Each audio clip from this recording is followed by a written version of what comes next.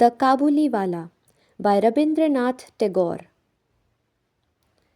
My 5-year-old daughter, Minnie, cannot live without chattering. I believe that in all her life, she has not wasted a minute in silence. Her mother is often vexed at this and would stop her prattle, but I would not. To see Minnie quiet is unnatural, and I cannot bear it long, and so my talk with her is always lively. One morning, for instance, when I was in the midst of the 17th chapter of my new novel, my little Minnie stole into the room and putting her hand into mine, said, "Father, Ramdayal, the doorkeeper, calls a crow a crow. He doesn't know anything else, does he?"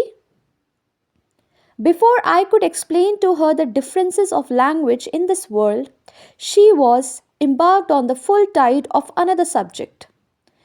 "What do you think, father? Bhola says there is an elephant in the clouds, blowing water out of his trunk, and that is why it rains."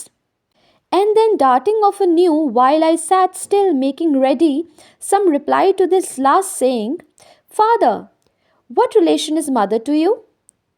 "My dear little sister in the law," I murmured involuntarily to myself, but with a grave face contrived to answer, "Go and play with Bhola Mini, I am busy." The window of my room overlooks the road.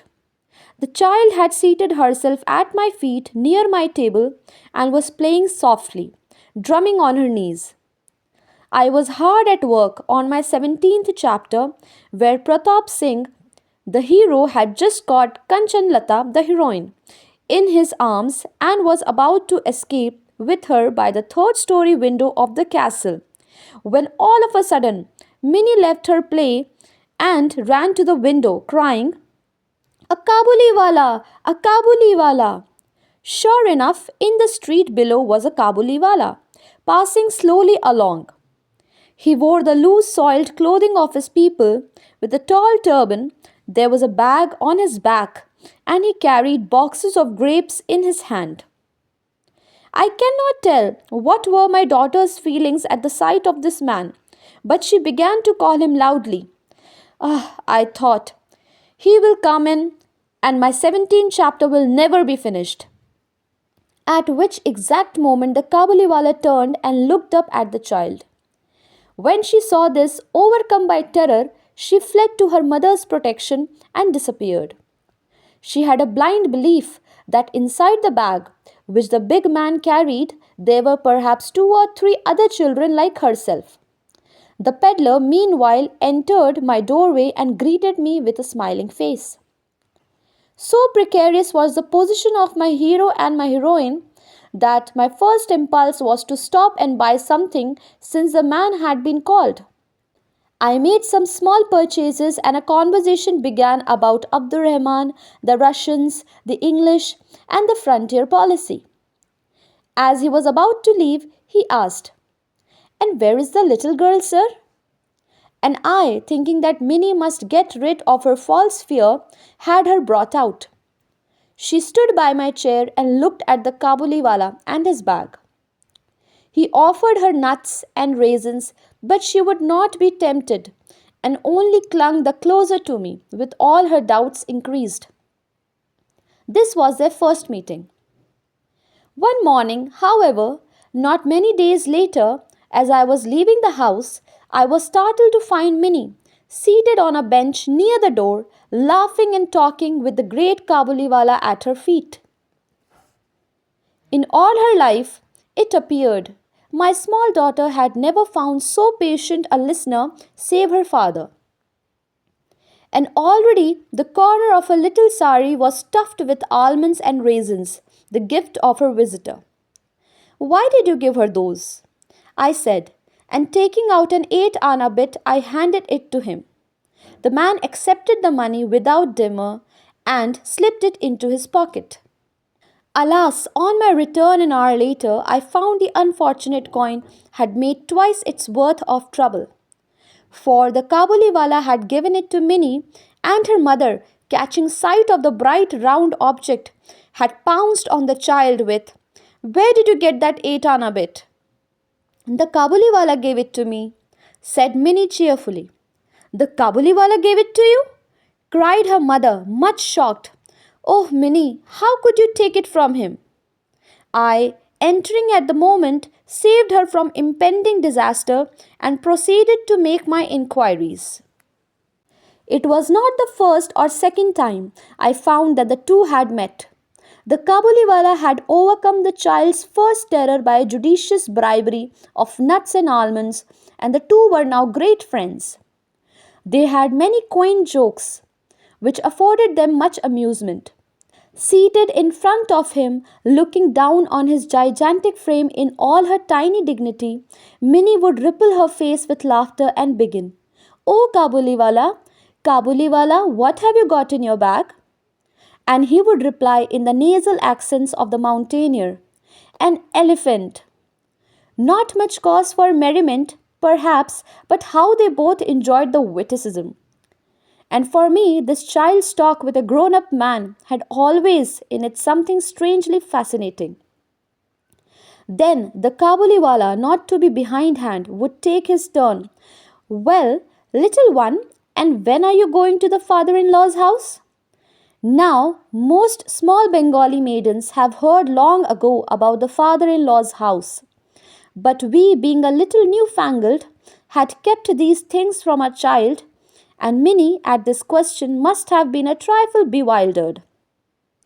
But she would not show it, and with ready tact replied, "Are you going there?" Amongst men of the Kavaliwala's class, however, it is well known that the words father in law's house has a double meaning. It is a euphemism for jail, the place where we are well cared for at no expense to ourselves. In this sense, would the sturdy peddler take my daughter's question? "Ah," he would say, shaking his fist at an invisible policeman, "I will thrash my father in law." Hearing this and picturing the poor discomfited relative, Minnie would go off into peals of laughter, in which her formidable friend would join. These were autumn mornings, the very time of year when kings of old went forth to conquest, and I, never stirring from my little corner in Calcutta, would let my mind wander over the whole world. At the very name of another country, my heart would go out to it, and at the sight of a foreigner in the streets, I would fall to weaving a network of dreams, the mountains, the glens, and the forests of his distant home, with his cottage in its setting and the free and independent life of faraway wilds. Perhaps the scenes of travel conjure themselves up before me and pass and repass in my imagination all the more vividly because I led such a vegetable existence that a call to travel would fall upon me like a thunderbolt. In the presence of this Kabuliwala, I was immediately transported to the foot of the arid mountain peaks, with narrow little defiles twisting in and out amongst their towering heights. I could see the string of camels bearing the merchandise and the company of turbaned merchants carrying some of their queer old firearms and some of their spears journeying downwards towards the plains. I could see, but at some such point, Minnie's mother would intervene, imploring me to beware of that man. Minnie's mother is unfortunately a very timid lady.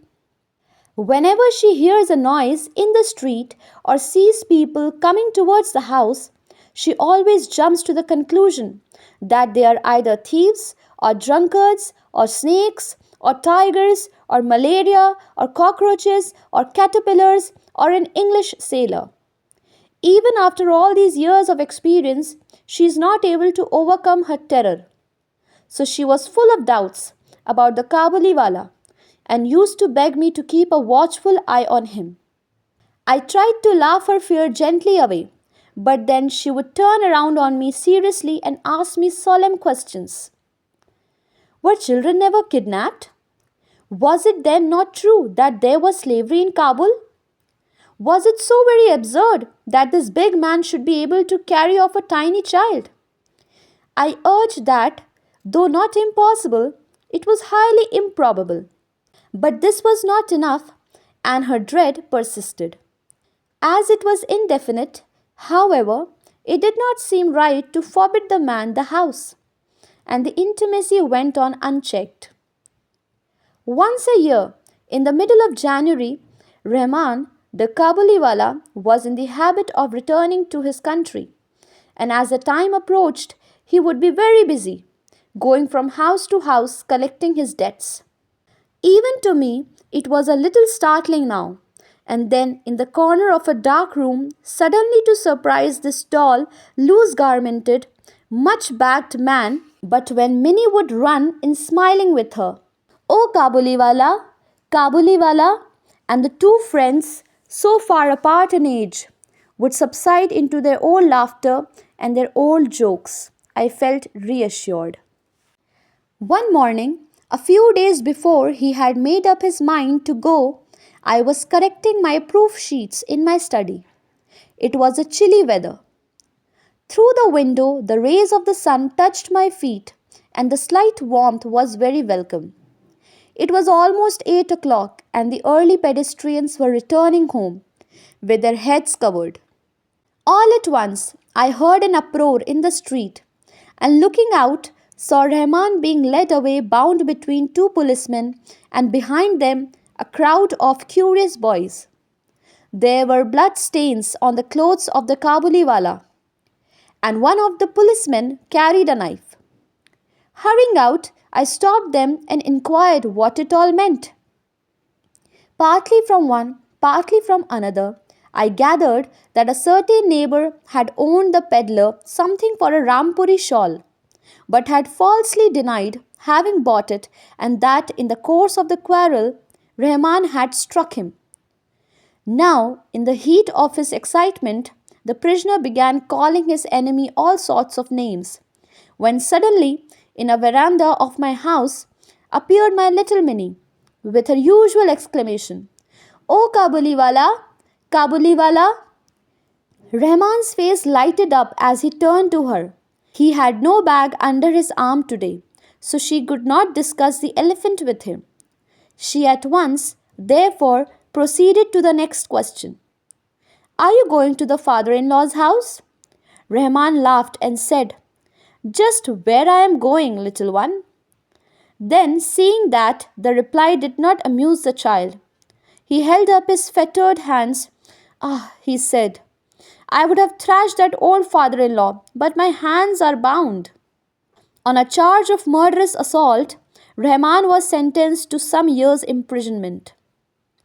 Time passed away and he was not remembered. The accustomed work in the accustomed place was ours, and the thought of the once free mountaineer spending his years in prison seldom or never occurred to us. Even my light-hearted Minnie, I am ashamed to say, forgot her old friend. New companions filled her life. As she grew older, she spent more of her time with girls. So much time indeed did she spend with them that she came no more, as she used to do, to her father's room. I was scarcely on speaking terms with her. Years had passed away. It was once more autumn, and we had made arrangements for our Minnie's marriage. It was to take place during the Puja holidays. With Durga returning to Kailash, the light of our home also was to depart to her husband's house and leave her father's in the shadow. The morning was bright. After the rains, there was a sense of ablution in the air, and the sun rays looked like pure gold. So bright were they that they gave a beautiful radiance even to the sordid brick walls of our Calcutta lanes. Since early dawn today, the wedding pipes had been sounding, and at each beat my own heart throbbed. The wail of the tune, Bhairavi, seemed to intensify my pain at the approaching separation. My Minnie was to be married tonight. From early morning, noise and bustle had pervaded the house. In the courtyard, the canopy had to be slung on its bamboo poles. The chandeliers, with a tinkling sound, must be hung in each room and the verandas. There was no end of hurry and excitement.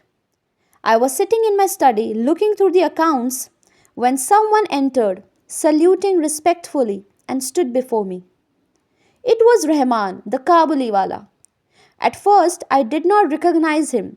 He had no bag, nor the long hair, nor the same vigor that he used to have. But he smiled, and I knew him again. When did you come, Rahman? I asked him. Last evening, he said. I was released from jail. The words struck harsh upon my ears. I had never before talked with anyone about who had wounded his fellow, and my heart shrank within itself when I realized this, for I felt that the day would have been better omened had he not turned up. There are ceremonies going on, I said, and I am busy. Could you perhaps come another day? At once he turned to go, but as he reached the door, he hesitated and said, May I not see the little one, sir, for a moment? It was his belief that Minnie was still the same. He had pictured her running to him as she used to, calling, Oh Kabuliwala, Kabuliwala. He had imagined too that they would laugh and talk together, just as of old.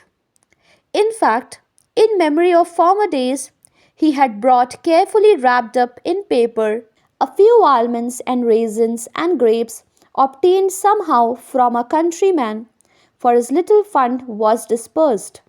There is a ceremony in the house, and you will not be able to see anyone today. The man's face fell. He looked wistfully at me for a moment and said, Good morning, and went out. I felt a little sorry and would have called him back, but I found he was returning of his own accord. He came close up to me, holding out his offerings, and said, I brought these few things, sir, for the little one. Will you give them to her? I took them and was going to pay him, but he caught my hand and said, You are very kind, sir. Keep me in your recollection. Do not offer me money. You have a little girl. I too have one like her in my own home. I think of her and bring fruits for your child, not to make a profit for myself.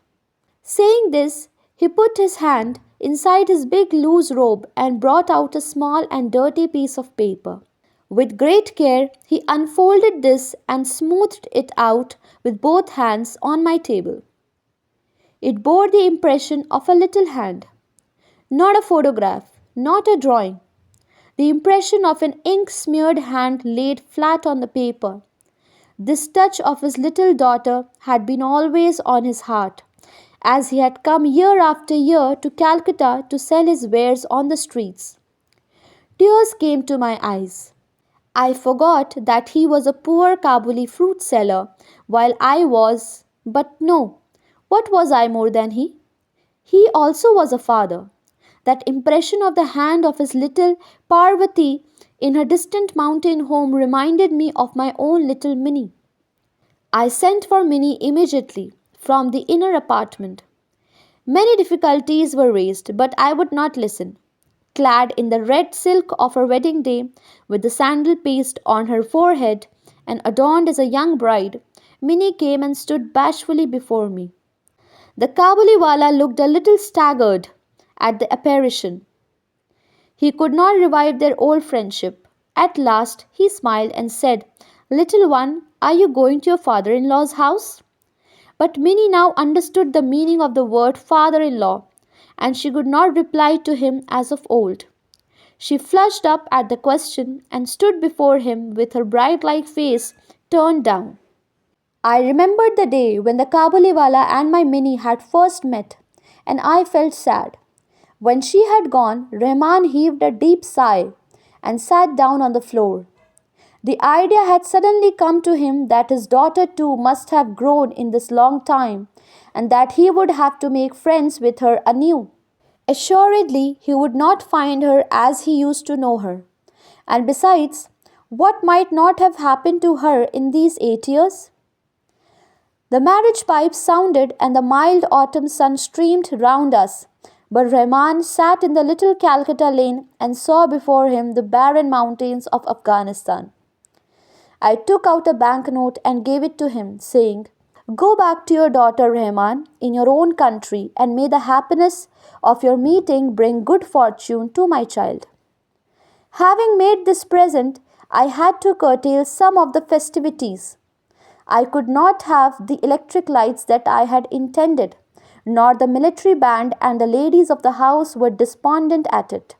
But to me, the wedding feast was all the brighter for the thought that in a distant land a long lost father met again with his only child.